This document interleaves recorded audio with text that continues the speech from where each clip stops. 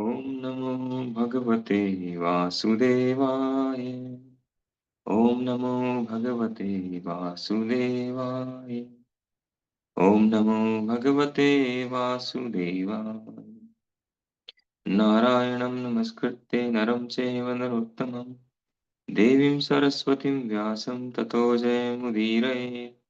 नष्टप्रायेषु भद्रेषु नित्यं भागवत सेवया भगवती उत्तमश्लोके भक्तिर्भवति नैष्ठिकी।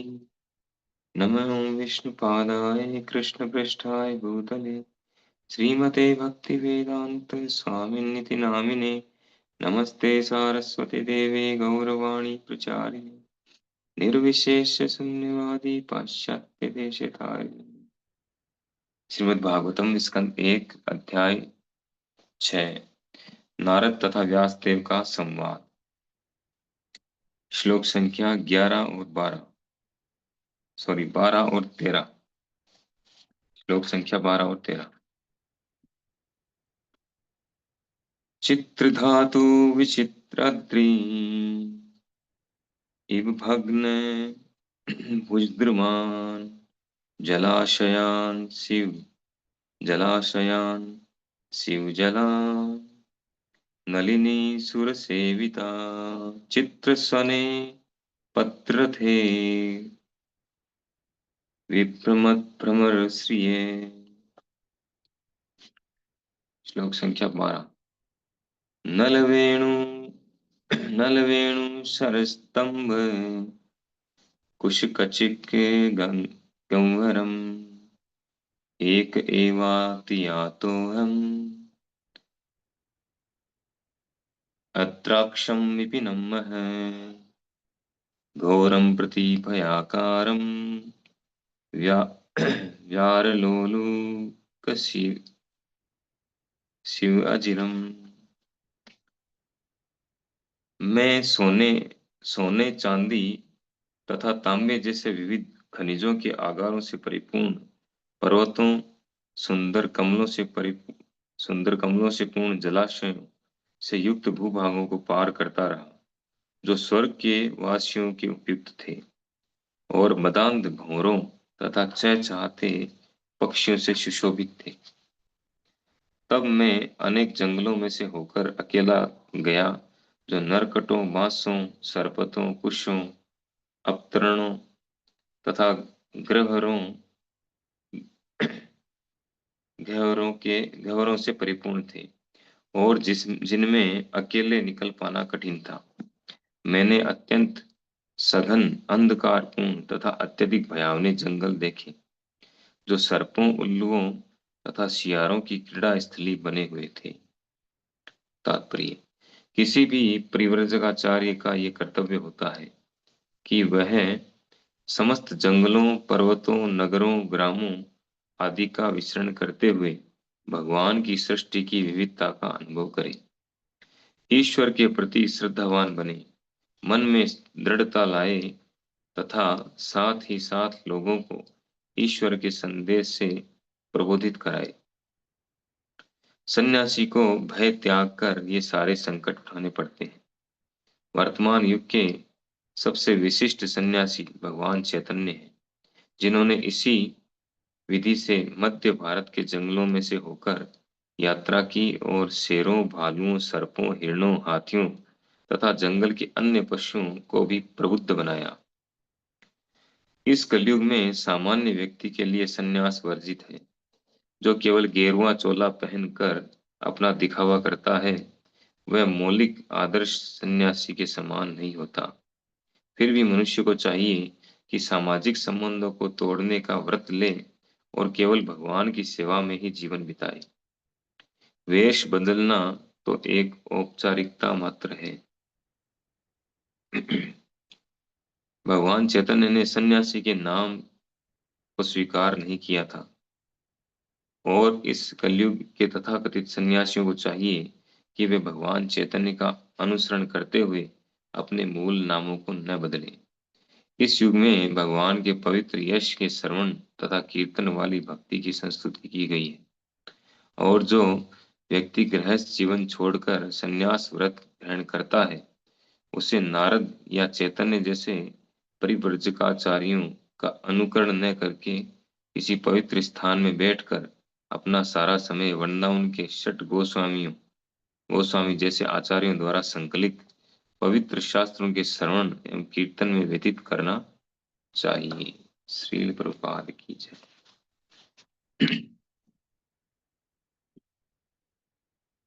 तो नारद मुनि जी व्यास देव जी को अपने पूर्व जन्म की घटना बता रहे हैं कि किस प्रकार उन्होंने शुद्ध भक्तों का संग किया, भक्ति वेदांतों का संग किया, और संग करके उनसे भक्ति के विषय में, भक्ति विषयक विज्ञान जानकर, और जब उनकी माता का देहांत हो गया और उनकी उम्र 5 वर्ष की थी, तो उन्होंने वो अपना घर सब छोड़ करके और उत्तर दिशा की ओर प्रस्थान किया। और जब वो उत्तर दिशा की ओर जा रहे थे तो अनेक शहरों में से, खेतों में से होकर के गुजर रहे थे। तो यहाँ वो बता रहे हैं कि उन्होंने क्या क्या देखा रास्ते में। तो उन्होंने सोने, चांदी तथा तांबे जैसे विविध खनिजों के आगारों से परिपूर्ण पर्वतों तथा सुंदर कमलों से पूर्ण जलाशयों, ऐसे ऐसी चीजें उन्होंने देखी। यानी उस समय प्रचुर मात्रा में भौतिक संपदा उपलब्ध थी। यद्यपि खनन कार्य भी होता था और सब चीजें भी थी, शहर भी थे, गांव भी थे, लेकिन जैसा कि यहाँ वर्णन है कि प्रकृति जो है बहुत प्रसन्न थी और प्रचुर मात्रा में सारी सुविधाएं उपलब्ध थी।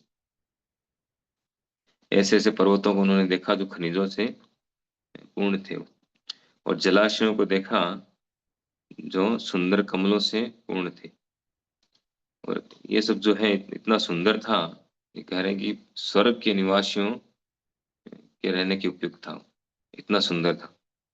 हम लोग भी ऐसे सुंदर सुंदर एरिया, जगह को वहां पर जाकर घूमना पसंद करते हैं। जैसे अभी वर्षा का मौसम चल रहा है, वर्षा ऋतु चल रही है, तो सब लोग सोचते हैं कहीं आउटिंग करके आए, बाहर घूम कर आए, और ऐसी जगह हो, आमेर की पहाड़ियाँ, जयगढ़ की पहाड़ियाँ, जहाँ इतना सुंदर मनोरम, क्योंकि वर्षा ऋतु में इतना मनोरम हो जाता है वातावरण, प्रकृति बहुत प्रसन्न होती है, सब जगह हरियाली हरियाली रहती है।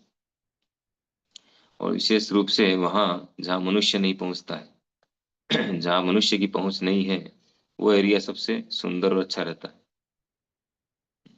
कि मनुष्य जहाँ भी जाएगा वहाँ पे गंदगी कर देगा, प्लास्टिक, अपने जो यूज्ड चीजें हैं वो फेंक फेंक के वहाँ पर गंदगी कर देगा। लेकिन देवी देवता जो हैं वो कहीं भी गंदगी नहीं करते। देवी देवता देवता जो हैं उनका शरीर हमारी तरह मिट्टी और जल का बना हुआ नहीं होता, इसलिए वो सुसुपोटी भी नहीं करते। उनका खाद्य पदार्थ भी अलग होता है। तो वो जहाँ भी जाते हैं वहाँ किसी प्रकार की गंदगी नहीं करते।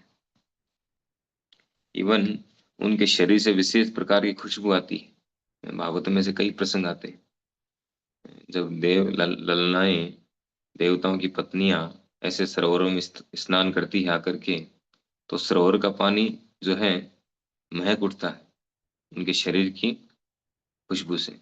और हम लोग अगर सरोवर में नहाएंगे तो सरोवर के पानी को गंदा और कर देंगे।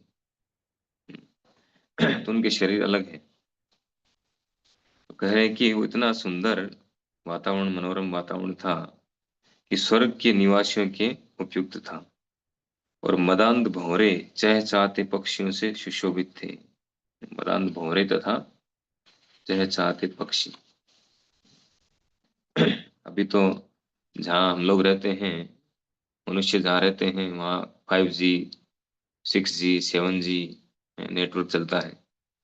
तो वहाँ पे जो है आजकल न तो कबूतर दिखते हैं, कबूतर तो फिर भी दिख रहे हैं, चिड़िया भी नहीं दिख रही। जैसे जो पक्षी हैं, छोटे पक्षी, वो आजकल नहीं दिखने में आते।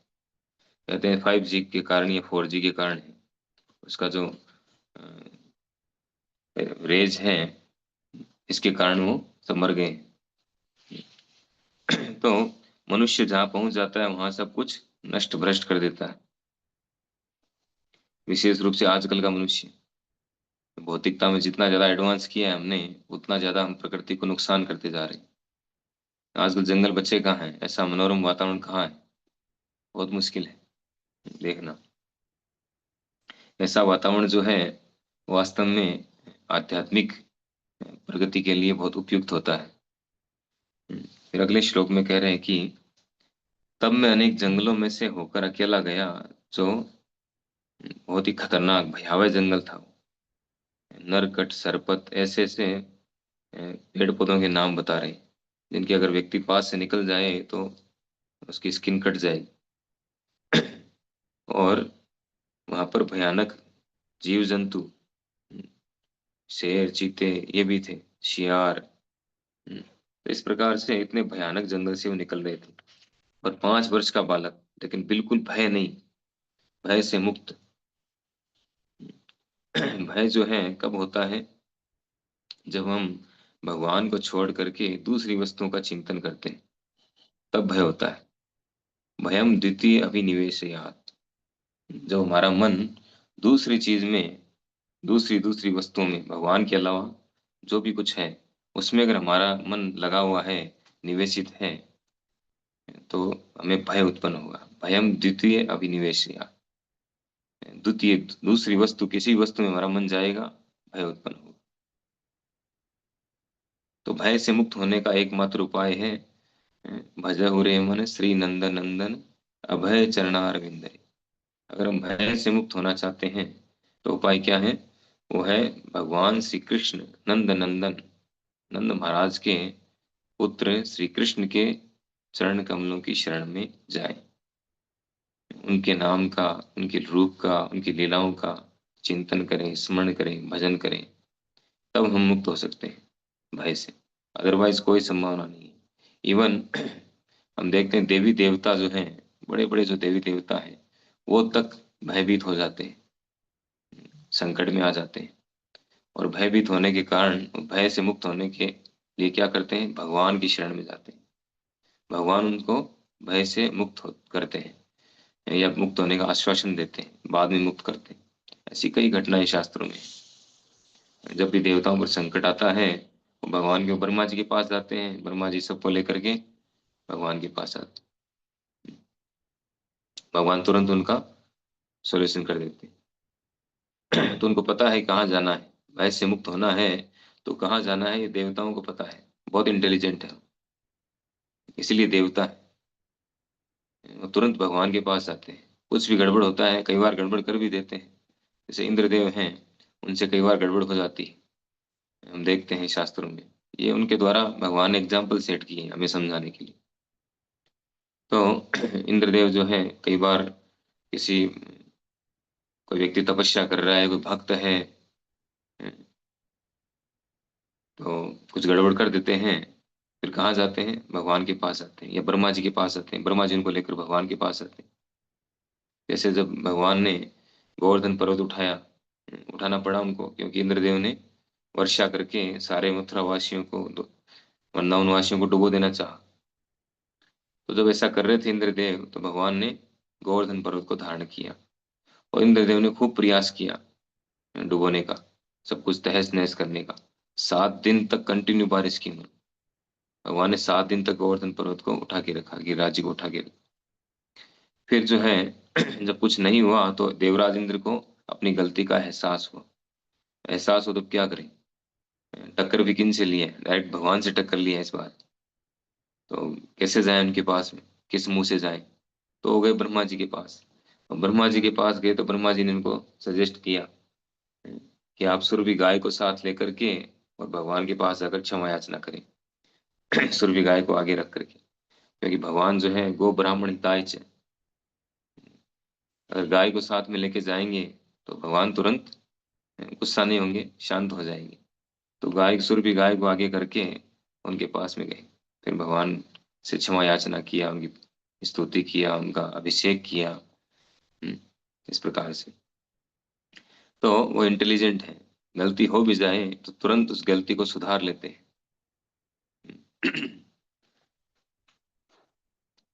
तो यहाँ पर एक विशेष बात समझाना चाह रहे हैं प्रभुपाद जी, कि क्योंकि भक्त जो है वो भयभीत नहीं होता है।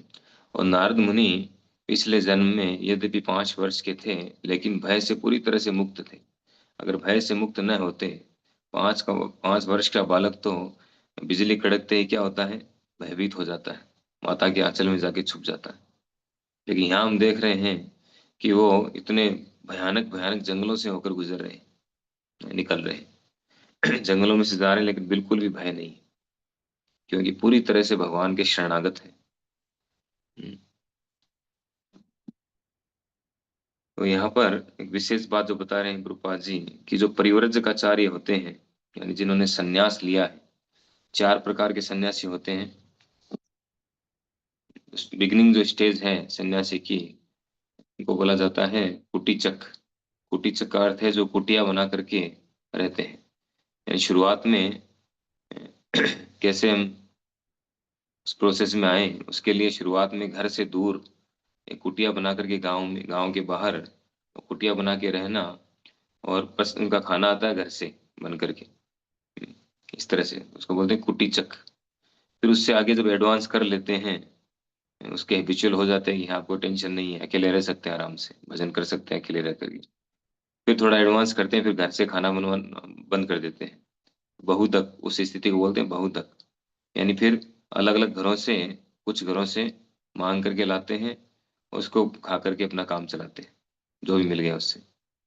फिर जो और एडवांस करते हैं तो परिवर्जक आचार्य, यानी फिर वो कुटिया उटिया सब छोड़ देते हैं, फिर केवल भ्रमण करते हैं पूरे विश्व में, और भ्रमण करके प्रचार करते हैं। यहाँ प्रभुपाद जी उन्हीं के लिए बता रहे हैं जो परिवर्जक आचार्य हैं, कि उनको क्या करना चाहिए। उनका कर्तव्य है कि वे समस्त जंगलों, पर्वतों, नगरों, ग्रामों आदि का विचरण करते हुए भगवान की सृष्टि की विविधता का अनुभव करें, और ईश्वर के प्रति श्रद्धावान बने, मन में दृढ़ता लाए, तथा साथ ही साथ लोगों को ईश्वर के संदेश से प्रबोधित कराए। एक तो उनका कर्तव्य क्या है कि वो जंगलों, पर्वतों आदि सब जगह अकेले विचरण करें। हम देखते हैं हमारे इस्कॉन में ऐसे सन्यासी हैं, जो भी सन्यासी हैं सब परिव्रजकाचारी हैं। वो पूरे विश्व का भ्रमण करते हैं और प्रचार करते हैं, क्योंकि हमारा मूवमेंट प्रीचिंग मूवमेंट है, तो प्रचार पे सबसे ज्यादा बल दिया जाता है। और साथ ही वो अकेले, प्राय हम देखते हैं कि जो सन्यासी हैं वो अकेले रहते हैं, अकेले घूमते हैं, निडर होकर के, कोई डर नहीं है उनको। अभी तो जंगल रहे नहीं है, पहले सन्यासी जंगल में भी जाते थे। हम देखते हैं कि माधवेंद्रपुरी पाद, जब उनको आदेश मिला, भगवान का आदेश मिला, स्वप्न में आकर के भगवान ने कहा कि मेरे लिए चंदन लेकर आओ, मुझे गर्मी लग रही है। तो वहां से वो अकेले गिरिराज जी से, गिरिराज जी में वो गोपाल की सेवा कर रहे थे। अभी जो श्रीराज जी हैं, गोपाल नाम उनका, तो गोपाल विग्रह की सेवा कर रहे थे। तो गोपाल ने उनको स्वप्न में आकर के कहा कि मुझे गर्मी लग रही है, मेरे लिए चंदन लेकर आओ। तो कहाँ से? वहां से, जगन्नाथपुरी से। तो जगन्नाथपुरी कितना दूर है? 2000 किलोमीटर से ज्यादा ही होगा शायद, वनडाउन से। तो वहां से वो अकेले, और वो भी पैदल, कोई साधन नहीं था दूसरा, पैदल वहां से गए हो। तो आप सोचिए, उस समय सड़कें बनी हुई थी नहीं, रास्ते प्रॉपर थे नहीं, कैसे कैसे रास्तों से, जंगल से होकर के गए हो। और वहां जाकर के फिर वहां से चंदन लिया, फिर वापस चंदन को लेकर के और वापस आए। वापस वो रेमुना में रुके। तो इस प्रकार जो सन्यासी होते हैं, यहाँ चैतन्य महाप्रभु जी का एग्जाम्पल दिया है प्रभुपाद जी ने। इस युग के जो सन्यासी हैं वो चैतन्य महाप्रभु, उनका एग्जाम्पल देके बता रहे हैं कि किस प्रकार से एक सन्यासी को भयभीत हुए बिना हर जगह जाकर प्रचार करना चाहिए। और चैतन्य महाप्रभु जी ने तो जंगलों में पशु पक्षियों तक को, जो खतरनाक पशु पक्षी होते हैं, खतरनाक पशु होते हैं, शेर, चीते, सियार, इन तक को नचाया उन्होंने हरे कृष्ण महामंत्र। उन तक को कृष्ण प्रेम प्रदान किया। तो कह रहे हैं कि जो परिव्रजक आचार्य हैं उनको समस्त जंगलों, पर्वतों, ग्रामों आदि का विचरण करते हुए भगवान की सृष्टि का जो विविधता है, भगवान की सृष्टि क्या है, किस प्रकार से है, उसकी जानकारी करना, उसको समझना, उसका अनुभव करना, और ईश्वर के प्रति श्रद्धावान बनना।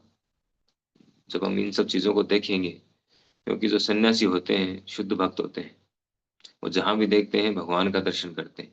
स्थावर जंगम देखे ना देखे थार मूर्ति, वो स्थावर देखे चाहे जंगम देखे, चलते फिरतों को देखिए, चाहे स्थिर पेड़ पौधों को देखिए, सब जगह भगवान का दर्शन करते हैं। तो इस प्रकार वो भगवान की सृष्टि का अनुभव करते हैं कि भगवान ने कितनी सुंदर सृष्टि बनाई है। और उसका अनुभव करते हैं और मन में दृढ़ता लाए, भगवान के प्रति दृढ़ता, दृढ़ विश्वास, श्रद्धावान बने, भगवान के प्रति दृढ़ श्रद्धा, और लोगों को इसका संदेश दे, लोगों को संदेश देकर प्रबोधित करे। भगवान का जो संदेश है, सर्वधर्मान परित्यज्य मामेकम शरणम व्रज। भगवान कहते हैं मेरी शरण में आओ, सबको छोड़ करके, सारे जो धर्म आपने बना रखे हैं उनको छोड़ करके एकमात्र मेरी शरण में आओ, मेरे भक्त बनो, मुझे नमस्कार करो, मेरे शरणागत हो, मेरी पूजा करो।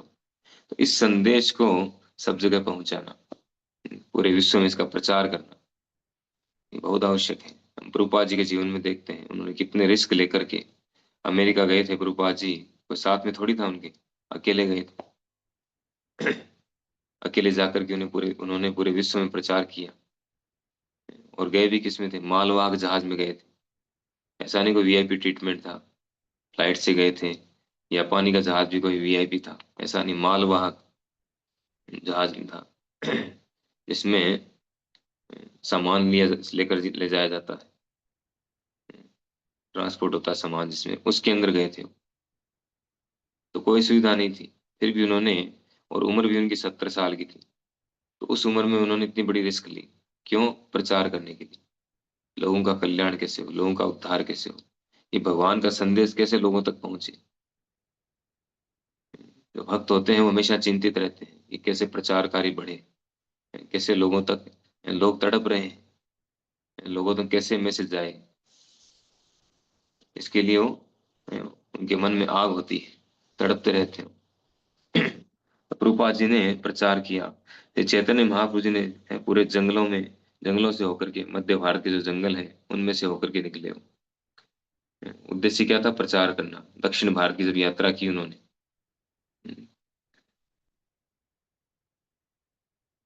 कह रहे हैं कि सन्यासी को भय त्याग कर ये सारे संकट उठाने पड़ते हैं। सन्यास लेने का मतलब ही है कि उनको अकेला रहना होगा, जरूरी नहीं हर जगह कंपनी मिले, और किसी तरह का भय नहीं होना चाहिए सन्यासी, सारे भय त्याग कर प्रचार करना। जैसे प्रभुपाद जी ने अपने कई शिष्यों को, किन्हीं को पाकिस्तान भेजा, किन्हीं को रशिया भेजा, अलग अलग देशों में भेजा, किसी को चाइना भेजा। तो यद्यपि वो जगह इतनी खतरनाक थी, पाकिस्तान में प्रचार करना, वो भी कब? जब वो आज़ादी के बाद, थोड़े दिन के बाद ही, आज़ादी के कुछ कुछ वर्षों बाद, 1947 में आज़ाद हुआ देश, उस समय कितनी खतरनाक स्थिति थी। और प्रभुपाद जी गए थे 1965 में अमेरिका, और 66 में उन्होंने प्रचार वहाँ पे इस्कॉन की स्थापना की। उसके बाद में अलग अलग शिष्यों को, कुछ वर्षों के बाद ही, 1-2 वर्ष के बाद ही, अलग अलग शिष्यों को अलग अलग जगह भेजा उन्होंने, चाइना, रशिया, पाकिस्तान। हम्म, तो कितने वर्ष हुए थे? 15, 17, 18 वर्ष हुए थे मात्र। और इतनी खराब कंडीशन थी, आपस में रिश्ते अच्छे नहीं थे पाकिस्तान भारत के, फिर भी उन भक्तों ने पाकिस्तान जाकर के प्रचार किया, रिस्क लिया। उन्हें चाइना चाइना ऐसा देश है जहाँ पर कम्युनिज्म है, पूरी तरह से नास्तिकवाद है, वो किसी को नहीं मानते हो। उस समय तो एकदम खतरनाक स्थिति थी।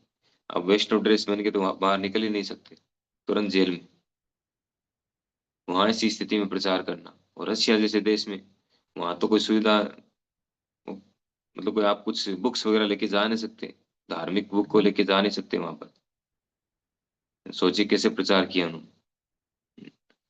इस जैसे स्मगलिंग होती है ना, 2 नंबर का काम करते हैं लोग, छुपा छुपा करके अलग अलग तरीकों से चीजें ले जाते हैं।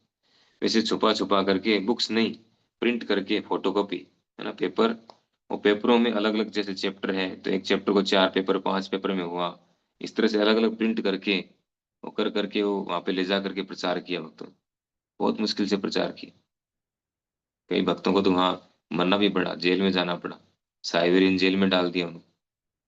इतनी खतरनाक -40 डिग्री टेम्परेचर वहां पर, लेकिन वो भक्त डरे नहीं हो, भयभीत नहीं हुए, निर्भय होकर के उन्होंने प्रचार किया। तो प्रचार को निर्भीक होना आवश्यक है। फिर कह रहे हैं कि इस कलयुग में सामान्य व्यक्ति के लिए संन्यास वर्जित है। संन्यास जो है वो हर किसी व्यक्ति के लिए नहीं है। कलयुग में तो विशेष रूप से वर्जित है संन्यास। क्यों वर्जित है? क्योंकि लोग संन्यास के नाम पर ठगी करते हैं। और आजकल हम देख भी रहे हैं, रोज आए दिन नए नए बाबा पकड़े जा रहे हैं। कभी ये बाबा, कभी वो बाबा। बाबाओं का वेश बना करके और वो ठगी कर रहे हैं लोगों के साथ। सेफ्रॉन ड्रेस पहन रखा है, हैं, और बीड़ी भी पीते हैं, सारे उल्टे सीधे काम करते हैं, पता नहीं कितने कितने गलत काम कर रहे हैं। बड़े बड़े उनके रैकेट चल रहे हैं। उन्होंने बड़े बड़े एम्पायर खड़े कर लिए अपने। इवन जो विदेशी ऐसे नकली बाबा जो हैं, उनको विदेशी फंड भी आता है दुष्प्रचार करने के लिए, गलत चीजों का प्रचार करने के लिए। तो ये सब चल रहा है और बहुत सारी चीजें चल रही हैं। तो इसीलिए सन्यास को वर्जित बताया। क्योंकि अब कलयुग में ऐसी स्थिति हो गई कि सन्यासियों पर भी लोग विश्वास कैसे करें, क्योंकि पता नहीं असली है कि नकली है। पता कैसे पता चले? तो इसीलिए कलयुग में सन्यास वर्जित बताया गया है। कलयुग में लोग सन्यास के नाम पर गलत फायदा उठाएंगे, या फिर अपना काम धंधा, अपने कर्तव्यों को छोड़ करके कर्तव्यों से भागने के लिए सन्यास ले लेंगे, सन्यासी वाला चोला पहन लेंगे। ऐसे भी करते हैं कई लोग। तो इन सब से बचाने के लिए लोगों को सन्यास वर्जित बताया गया है। लेकिन क्योंकि चैतन्य महाप्रभु जी ने देखा कि लोग उनका सम्मान नहीं कर रहे, जब चैतन्य महाप्रभु प्रचार कर रहे थे नवद्वीप में, मायापुर में, तो उन्होंने देखा कि लोग उनका इतना सम्मान नहीं कर रहे हैं जितना करना चाहिए। और जब तक उनका सम्मान नहीं करेंगे, उनकी बात को मानेंगे नहीं, कैजुअल लेंगे। इसलिए उन्होंने संन्यास लिया था, क्योंकि उनका उद्देश्य था प्रचार करना। तो इस्कॉन में भी हम देखते हैं संन्यास दिया जाता है, उसका उद्देश्य होता है प्रचार करना। क्योंकि सन्यासी का स्वाभाविक रूप से लोग सम्मान सम्मान करते हैं। अभी भी हम देख रहे हैं हमारे देश में इतने ठग हो चुके हैं, इतने ठग पकड़े जा चुके हैं, कई ऐसी घटनाएं हो चुकी हैं सन्यास के नाम पर। सन्यास सेफ्रॉन ड्रेस पहन करके खूब लोगों को ठगा उन्होंने, फिर भी लोग सन्यासी का सम्मान करते हैं। हमारी कल्चर जो है, वैदिक कल्चर इतनी मजबूत है कि हम लोग फिर भी जो है सन्यासियों का सम्मान करते हैं। तो इसीलिए, और इस्कॉन में तो विशेष रूप से हर तरह से ट्रेनिंग दी जाती है कि सन्यासी कौन है, सन्यासी की किस तरह से है, हम कैसे समझें, भक्त कौन है।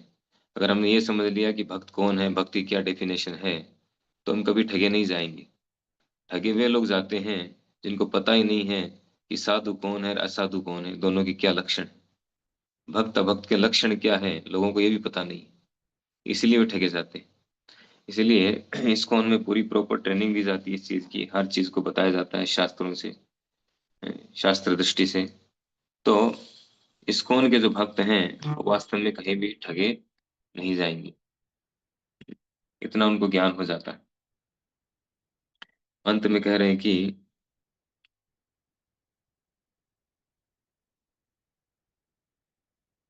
अगर कोई व्यक्ति घर छोड़कर, गृहस्थ जीवन छोड़कर संन्यास व्रत ग्रहण करना चाहता भी है, तो सबसे पहले उसे क्या करना चाहिए, उसके लिए बता रहे हैं कि सबसे पहले, क्योंकि हमारे जो कलयुग की जो विधि है वो क्या है, भगवान के पवित्र यश के श्रवण तथा कीर्तन वाली भक्ति की संस्तुति।